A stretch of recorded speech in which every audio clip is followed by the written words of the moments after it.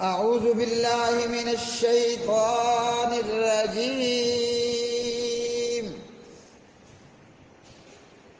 وما صاحبكم بمجنون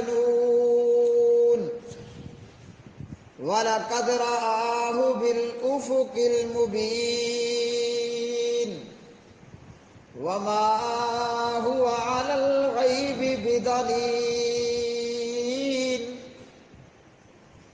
وما هو بقول شيطان رجيم فأين تذهبون إن هو إلا ذكر للعالمين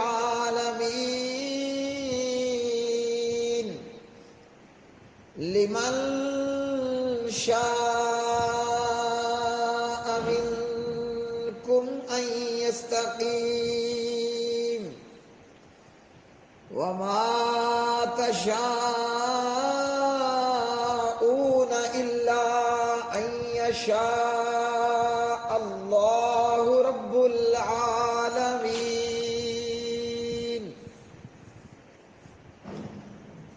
اور تمہارا ساتھی ہرگز کوئی دیوانہ نہیں ہے، اور بلا شبہ یقیناً اس نے اس کو روشن کنارے پر دیکھا ہے، اور وہ غیب کی باتوں پر ہرگز بخل کرنے والا نہیں ہے، اور وہ ہرگز کسی مردود شیطان کا کلام نہیں۔ پھر تم کہاں جا رہے ہو؟ یہ اس کے علاوہ کچھ نہیں کہ جہانوں کے لیے نصیحت ہے، اس کے لیے جو تم میں سے چاہے کہ سیدھا چلے، اور تم نہیں چاہتے مگر یہ کہ اللہ چاہے جو سب جہانوں کا رب ہے۔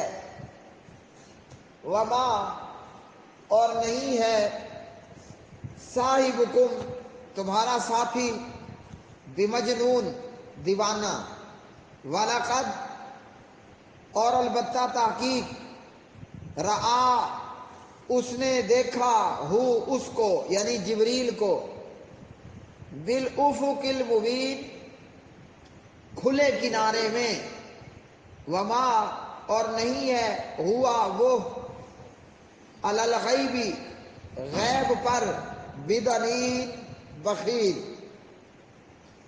وما ہوا اور نہیں ہے یہ یعنی قرآن پاک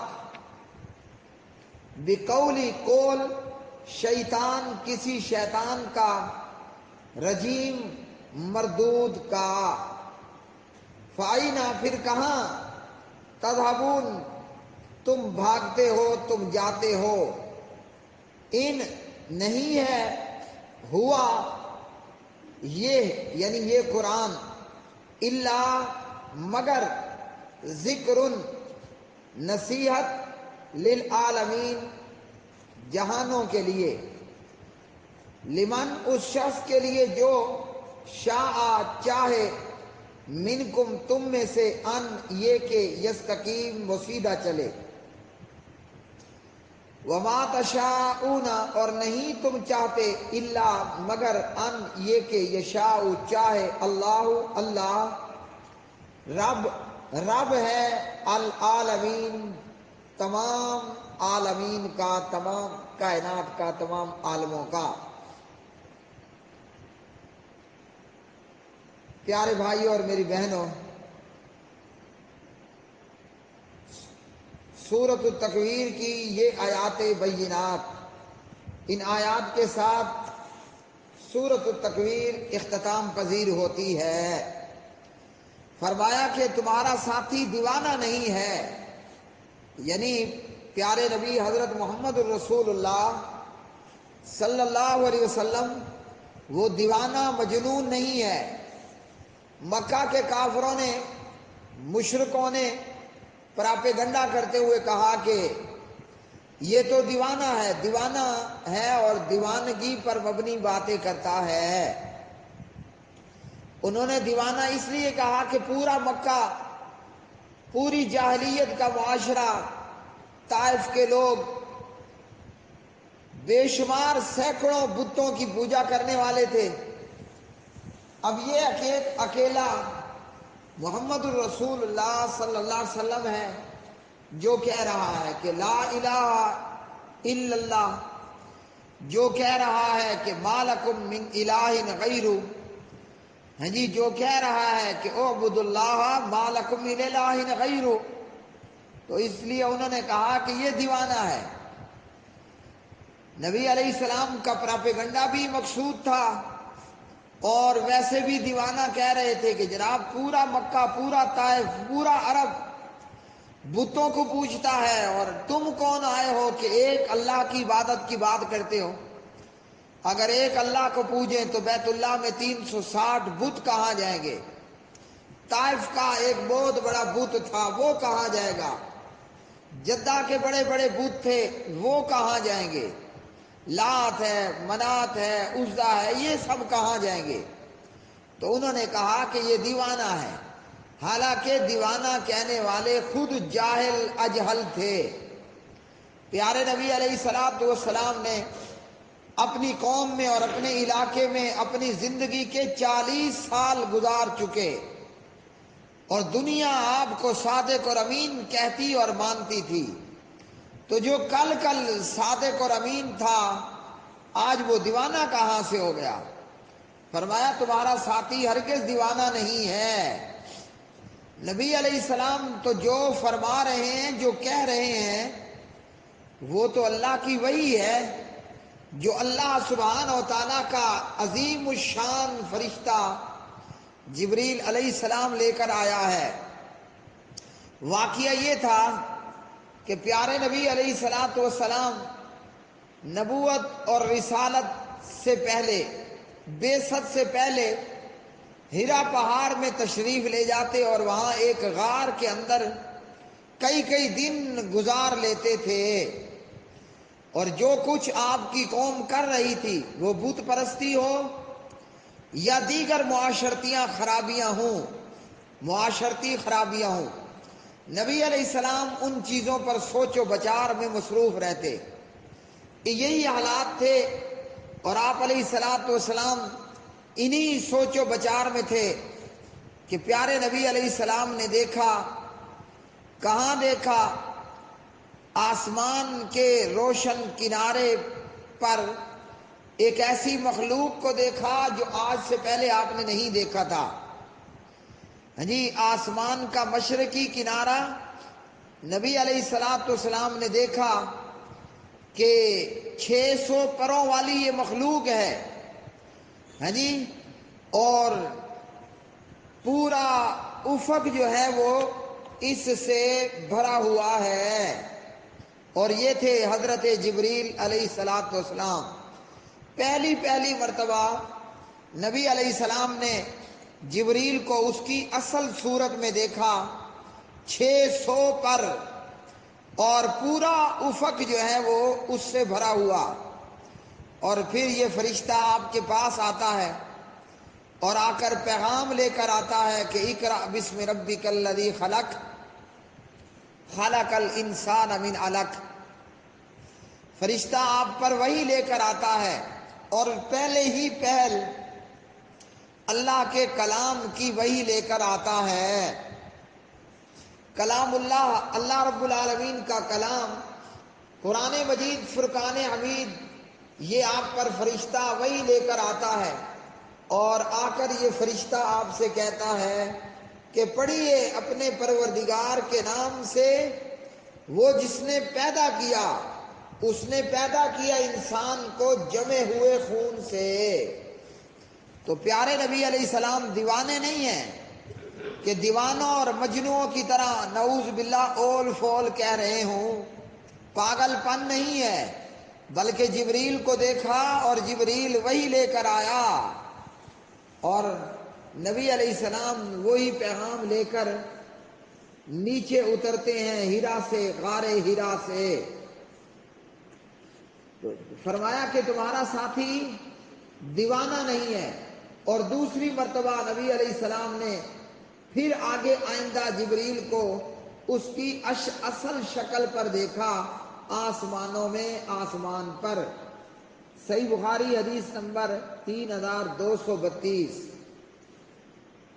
فرمایا کہ پیغمبر صلی اللہ علیہ وسلم غیب کی باتوں پر بخل کرنے والا بھی نہیں ہے، یعنی جو آپ پر وحی نازل ہوتی ہے وہ آپ بتا دیتے ہیں۔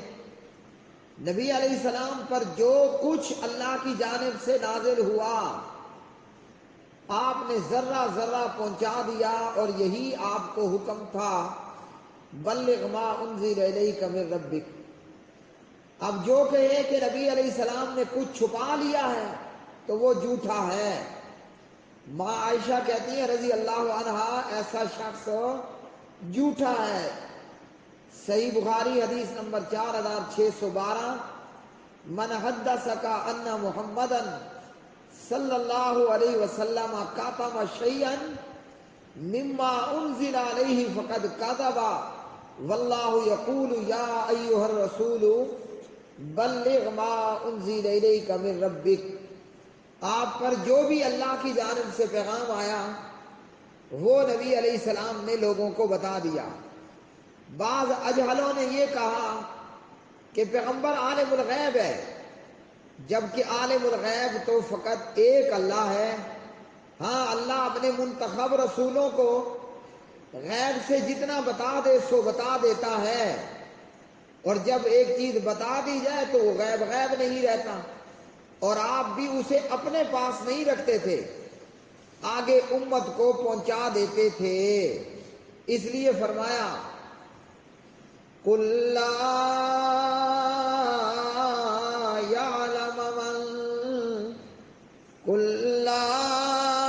يَعْلَمُ مَن فِي السَّمَاوَاتِ وَالْأَرْضِ الْغَيْبَ إِلَّا اللَّهُ۔ غیب ایک اللہ اکیلا ہی جانتا ہے۔ عالم الغیب فلا یظہر علی غیبہ احدا الا من ارتضی من رسول فإنہ یسلک من بین یدیہ ومن خلفہ رصدا۔ عالم الغیب کون ہے؟ ایک اللہ اکیلا ہے، اور اللہ اپنے منتخب رسولوں میں جس کو چاہے جس پر چاہے غیب ظاہر کر دیتا ہے، اور اللہ اس کے آگے پیچھے پہرے دار نگہبان لگا دیتا ہے۔ ایک ہوتا ہے عالم الغیب، غیب کا جاننے والا، اور ایک ہوتا ہے مطلع علی الغیب۔ تو عالم الغیب تو ہے اللہ اکیلا، اطلاع علی الغیب اللہ جس پر چاہے جتنا جب چاہے وہ کر دے۔ جب اللہ غیب پر اطلاع دے دیتا ہے تو نبی علیہ السلام غیب سے اطلاع پا کر بتا دیتے، آنے والے کو کہہ دیا کہ تم جس ارادے سے چلے ہو اور جس طرح اپنی تلوار کی نوک پہ زہر لگا کے نکلے ہو، تو پیارے نبی علیہ السلام نے غیب جو اللہ نے آپ کو بتایا آپ نے وہ آگاہ کر دیا، اور جب اللہ نہیں بتانا چاہتا تو پھر یہ ہوتا ہے، کہیں دور کی بات نہیں ہے، پیغمبر کی زوجہ مومنوں کی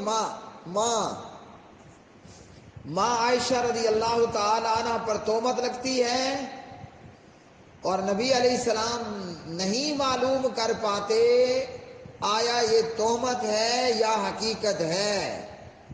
ہاں جی، یہ محض الزام ہے یا واقعتاً جرم کا ارتکاب کیا۔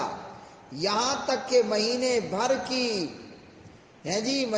بھر کے بعد جبریل اللہ کا قرآن لے کر آتے ہیں، ان الذین جاؤوا بالافک، تب معلوم ہوتا ہے کہ عائشہ پاک دامن ہے، جب اللہ نے خود عائشہ کے پاک دامن ہونے کا اعلان کر دیا۔ تو غیب کون جانتا ہے؟ ایک اللہ اکیلا جانتا ہے، اور فرمایا کہ یہ ہرگز کسی مردود شیطان کا کلام بھی نہیں۔ یہ قرآن نہ قصے ہے، نہ کہانیاں ہیں، نہ جنات کا کلام، نہ شیاطین کا کلام۔ یہ قرآن تو خالصتاً اللہ کا کلام ہے، جو اللہ کا نہایت معزز فرشتہ جبریل لے کر نازل ہوا۔ تو جب پیغمبر دیوانہ نہیں ہے، وہ غیب پر بخل نہیں کرتا، قرآن کسی شیطان اور جن کا کلام نہیں، کلام اللہ ہے، تم کہاں بھاگے جا رہے ہو؟ یہ قرآن تو سارے عالمین کے لیے، تمام جہانوں کے لیے نصیحت ہے۔ ہاں نصیحت حاصل اسی کو ہوگی جو سیدھا چلے، جو نصیحت حاصل کرنا چاہے، اور ہوتا وہ ہے جو اللہ چاہے۔ ہم جو چاہیں وہ نہیں ہوتا، جو اللہ چاہے وہ ہوتا ہے۔ نبی علیہ السلام کی بڑی چاہت تھی کہ سارے ہی لوگ کلمہ پڑھ لیں، مگر ایسا نہ ہوا۔ نبی علیہ السلام کی بڑی ہی چاہت تھی کہ میرے رفیق چچا، مہربان چچا، شفیق چچا جناب حضرت ابو طالب صاحب کلمہ پڑھ لیں، لیکن وہ کلمہ نہ پڑھ پائے۔ کیوں؟ کہ وہی ہوتا ہے جو منظور خدا ہوتا ہے، ہاں جی، جو اللہ چاہتا ہے وہی ہوتا ہے، اور اللہ وہ ہے جو تمام جہانوں کا رب ہے۔ وآخر دعوانا الحمدللہ رب العالمین۔